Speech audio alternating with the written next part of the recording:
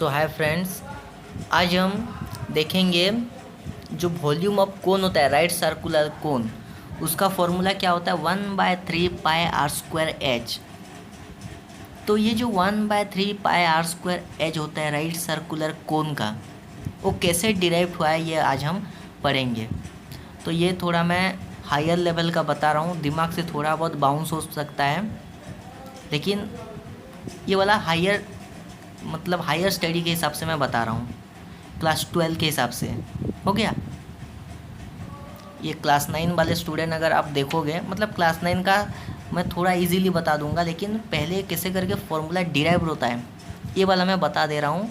थोड़ा बहुत दिमाग से बाउंस हो जाएगा, लेकिन समझ में आ जाएगा। हो गया। तो हमारा जो वॉल्यूम होता है कोन का 1/3πr²h फॉर्मूला होता है, लेकिन यही फॉर्मूला इंटीग्रेशन में कैलकुलस के हिसाब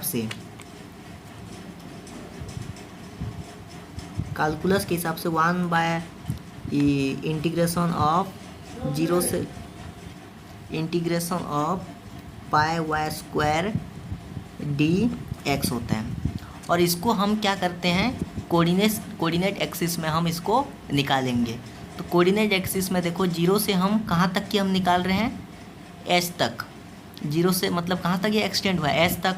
तो यहाँ पे जीरो से एस तक की हम यहाँ पे निकालेंगे, जिसका फॉर्मूला कितना होता है इंटीग्रेशन में कोन का वॉल्यूम फार्मूला πy² dx बराबर। अभी देखो यहाँ पे स्लोप हम पहले निकालते हैं। तो कोऑर्डिनेट एक्सिस में हम जब स्लोप निकालेंगे तो इसको क्या लेंगे, इसको लेंगे x1 y1 और इसको x2 y2 हम लेंगे बराबर। अब स्लोप निकालते हैं पहले। स्लोप जब हम निकालेंगे, स्लोप मतलब ये, इसका हम स्लोप पहले निकालते हैं। कोऑर्डिनेट एक्सिस में पहले तो स्लोप निकालना पड़ता है। तो स्लोप जब हम निकालेंगे तो स्लोप का फॉर्मूला आता है y2 - y1 divided by x2 - x1। ये है स्लोप, और स्लोप को हम डिनोट करते हैं m से। तो यहाँ पे देखो y2 क्या है, y2 ये y2 है, y2 0 बराबर, y2 0 बोला, y2 r बराबर, तो y1 0 और x2 कितना h - 0। तो m यहाँ से क्या आया, r/h। स्लोप कितना आया, r/h। इसको स्लोप लेना है। उसके बाद हम स्ट्रेट लाइन का हम निकालेंगे। और स्ट्रेट लाइन का जो फॉर्मूला होता है वो क्या होता है, स्ट्रेट लाइन का y - y1 is equal to m into m हो गया स्लोप, x - x1। अभी y कितना है, y को y ही रहने दो, y का यहाँ पे मेंशन नहीं है। और y1 कितना है 0, m कितना निकाला हमने r/h, और x कितना है, x को x ही रहने दो, और x1 0 बराबर। तो यहाँ से y कितना आया हमारा r/h x यहाँ पे आया, ये हो गया y, r/h x आया बराबर। अभी कैलकुलस के हिसाब से वॉल्यूम कितना होता है, इंटीग्रेशन ऑफ जीरो से लेके एस तक की हम निकाल रहे हैं, जिसका फॉर्मूला आता है πy² dx बराबर। हो गया। अभी देखो इंटीग्रेशन में जीरो से एस तक की हम निकाल रहे हैं। अभी πy² y का वैल्यू हमने कितना निकाला, यहाँ पे देखो y का वैल्यू हम पुट करेंगे r/h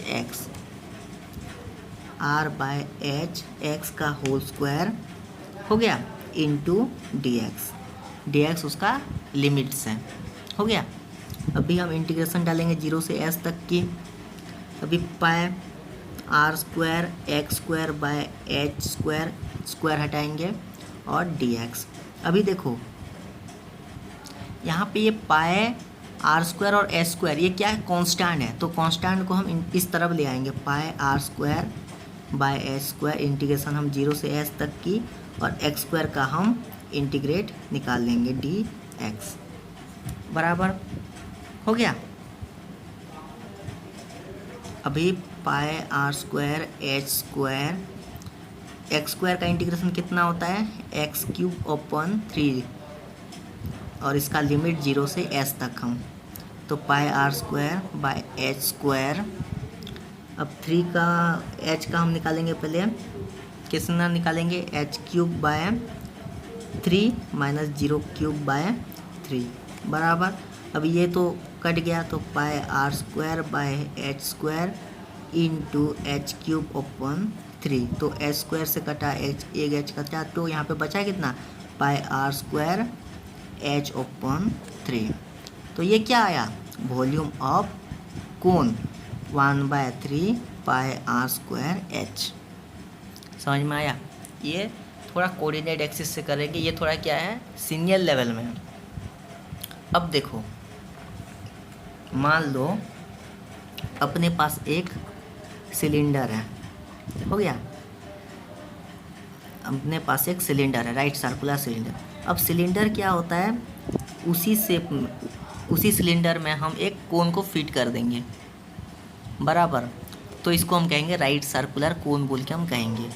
अब उसी सिलेंडर में हमने क्या किया, एक कोन को फिट कर दिया, तो यहाँ पे एक एक्टिविटी से आप समझ सकते हो कि जितना क्वांटिटी का हम, मतलब मान लो पानी हम इस कोन में रखेंगे, 3 बार अगर हम एक कोन का पानी अगर हम सिलेंडर में डालेंगे तो ये सिलेंडर क्या होगा, फिलअप होगा।